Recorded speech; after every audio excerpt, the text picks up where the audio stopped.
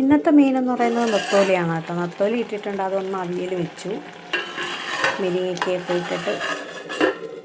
സത്യം പറഞ്ഞാൽ ഈ ഒരു മാങ്ങ മേടിച്ചുകൊണ്ട് വന്നത് നത്തോലിയിൽ ഇടാനായിരുന്നു. പക്ഷേ നത്തോലിയിൽ ഇടാൻ പഴുത്ത മാങ്ങ ആയതുകൊണ്ട് ഞാൻ വിചാരിച്ചു ഒരു തട്ടിക്കൂട്ടൊരു കറി വെക്കാമെന്ന് വിചാരിച്ചു.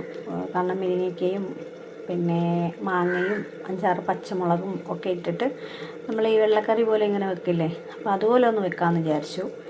ഇത് ഞാൻ ഫസ്റ്റ് ടൈമാണ് വെക്കണം. മാങ്ങയിട്ട് കറിയൊക്കെ വെക്കാറുണ്ട്, പക്ഷേ ഇത് ഞാനിങ്ങനെ വെച്ചിട്ടില്ല. ഇതൊന്ന് ട്രൈ ചെയ്ത് നോക്കാമെന്ന് വെച്ചു. എല്ലാം കൂടെ ഇട്ടിട്ടൊരു കറി.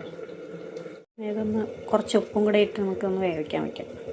ഇത് നല്ല വെന്ത് വന്നിട്ടുണ്ട്. അപ്പോൾ ഇതിൽ ഞാൻ തേങ്ങ എടുത്തിട്ടുണ്ട്, ജീരകം എടുത്തിട്ടുണ്ട്, ഒരു കൊച്ചു കഷ്ണം ഇഞ്ചി എടുത്തിട്ടുണ്ട്. അപ്പോൾ ഇതെല്ലാം കൂടെ അടിച്ച് നമുക്ക് ഇതിലോട്ടൊന്ന് ഒഴിച്ചു കൊടുക്കാം.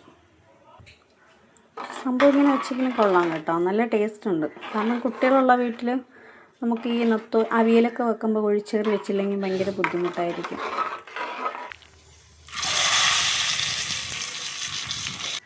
ഇത് പാവയ്ക്ക വിഴുക്കാണ് കേട്ടോ. ഇവിടെയൊക്കെ മാത്രമാണ് ഈ പാവയ്ക്ക വിഴുക്ക് കഴിക്കുന്നത്. വേറെ ആരും പാവയ്ക്ക വിഴുക്ക് കഴിക്കില്ല. ഷുഗറൊക്കെ ഉള്ളവർക്ക് നല്ലതാണ് ഇത് പാവയ്ക്ക വിഴുക്ക്. ഞാൻ പാവയ്ക്കയുടെ കയ്പ്പൊന്ന് കുറഞ്ഞു കിട്ടാൻ വേണ്ടി കുറച്ച് തൈരും കൂടെ ആഡ് ചെയ്യുന്നുണ്ട്. ഇതും കൂടെ ആക്കി കഴിഞ്ഞാൽ കയ്പ്പൊന്ന് കുറഞ്ഞു കിട്ടും.